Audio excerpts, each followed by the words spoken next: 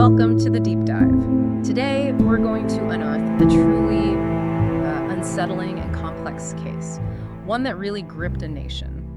The Kudethay cyanide killings. Just imagine this. 6 mysterious deaths, spanning, 14 years, all within a single family in Kerala, India. And initially, they were all dismissed, natural causes, maybe suicide. It's a chilling story, really. Played out over more than a decade, like you said. And these deaths, long accepted as just tragic coincidences, they suddenly came under intense scrutiny back in late 2019. Right. And that led to this absolutely shocking arrest that it captivated everyone who heard about it. And maybe it taps into one of our deepest fears, doesn't it? That the biggest threat might not be some stranger, but someone, inside the family circle. Exactly. The intimacy makes it so much more disturbing. So our mission in this deep dive is to really carefully unpack this whole chilling story for you. We'll go through the timeline of the deaths, introduce the key people involved, Essential figures, yeah. and then look at how this real-life thriller sort of exploded into popular culture. Our goal is just to pull out the surprising facts, the key details from the source material, give you a clear, concise picture of what happened, and I guess why it still resonates. Okay, so let's start right at the beginning. The timeline is, as you said, incredibly long. It stretches from 2002 all the way to 2016, 14 years. The very first death we have recorded is 2002, Anama Thomas. She was Jolly Joseph's mother-in-law, 57 years old. Right. Sources say she drank some water after a walk, started feeling uneasy, dizzy, collapsed, and then died later in the hospital. Doctors just put it down as a heart attack. And Jolly was apparently present then. Yes, that's noted. Jolly was present during the incident. It's quite striking how these deaths, they seem unrelated at first glance, but then over time, this really eerie pattern starts to emerge. Definitely. That long timeline, with everything initially just accepted, it really speaks volumes about the blind spots that can exist, even in tight-knit communities. Absolutely. So fast forward 6 years, 2008, Anama's husband, Tom Thomas. So Jolly's father-in-law, he passes away. He's 66. Okay. And the source just says he swooned and collapsed. Simple as that. And Again, Jolly was present. Right, so there's 2 deaths, same household, kind of similar circumstances, both times the same person is there. It's a detail that, it certainly jumps out in hindsight. It really does. Then, 2011, this is the death of Roy Thomas, who was Jolly's husband at the time. He was only 40. Found dead in a bathroom, locked from the inside, apparently after eating dinner. Specifically, rice and Bengal ram curry. Okay, that detail about the food. Yeah, remember that.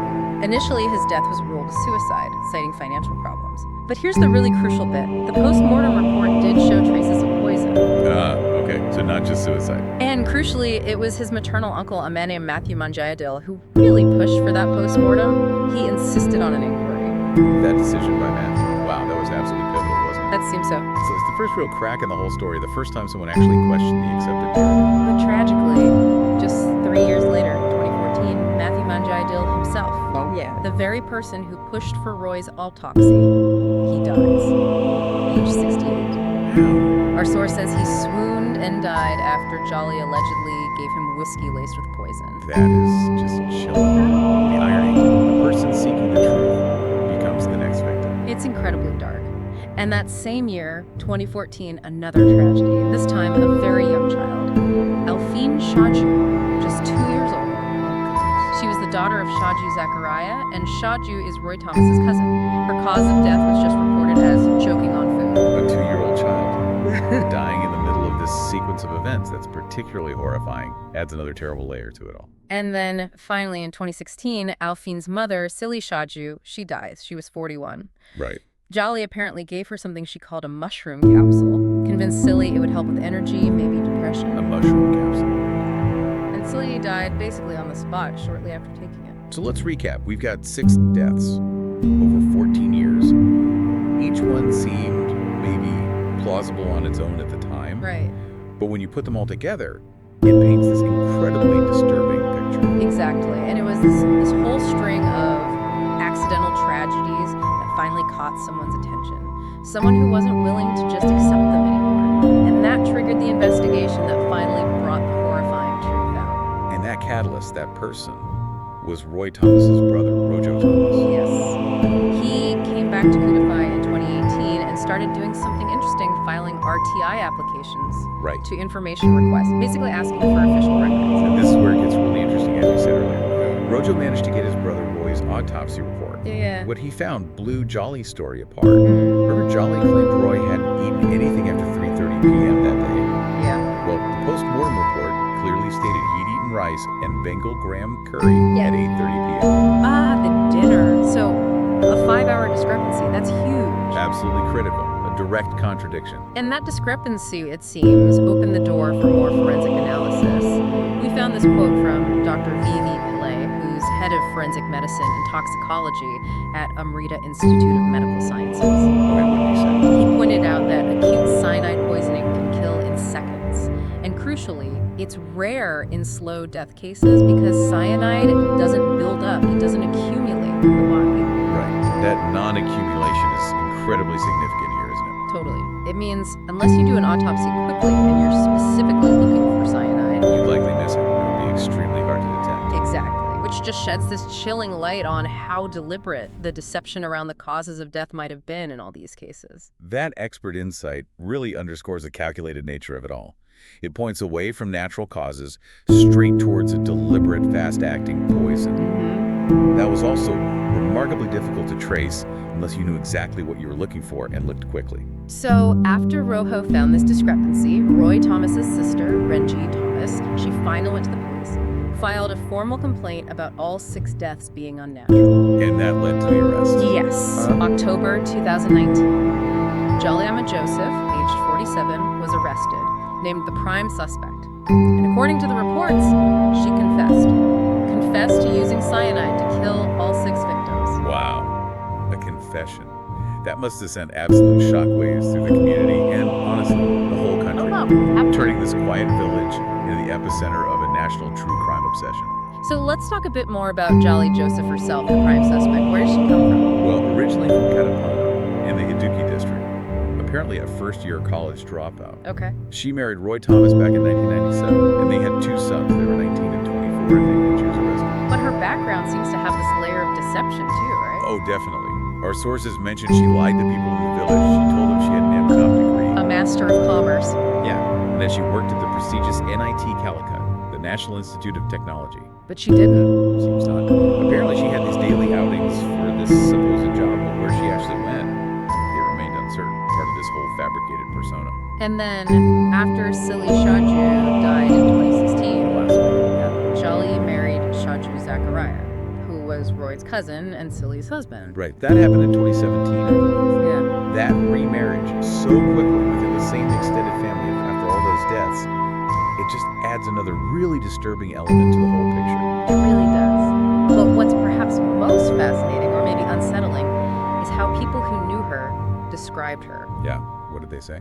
Words like jovial, friendly, jolly, like her name, and even pious. Wow. Jovial, friendly, pious. That contrast. It's stark. It is. It makes you think, doesn't it? This isn't just a story about one person's deception. It's also about how easily we can project normalcy onto people. Yeah, we make assumptions. And maybe we find it incredibly difficult to see something truly sinister hiding behind a seemingly ordinary, even pleasant exterior. It really does challenge our perception of, what evil looks like or what a killer looks like. It's definitely a challenge to perception. Yeah. And the allegations didn't stop with Jolly. The sources detail alleged accomplices. Right. First, there's MS Matthew. He worked in a jewelry shop and was apparently a distant relative, maybe even a lover of Jolly. Okay, and his role. According to the police investigation, Matthew was the one who actually supplied Jolly with the cyanide. He got her the poison. How? The details are quite specific. Matthew reportedly told police he got the cyanide from another man, Praji Kumar. And the exchange.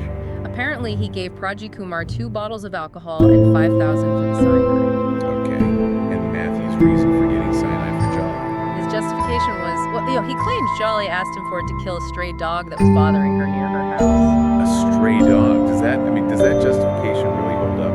Especially given everything else that happened. Seems convenient, perhaps? A bit flimsy, as you said. Yeah, kind of flimsy is putting it mildly. Then there's the other man, Praji Kumar, the goldsmith who allegedly gave the cyanide to Matthew. What was his story? Praji stated he just assumed the poison was being bought to kill rats. Rats. So one says it was for a dog, the other says it was for rats. Hmm. 2 individuals claiming they supplied this incredibly deadly substance for relatively minor pest control. despite their alleged connection to a string of human deaths. Yeah.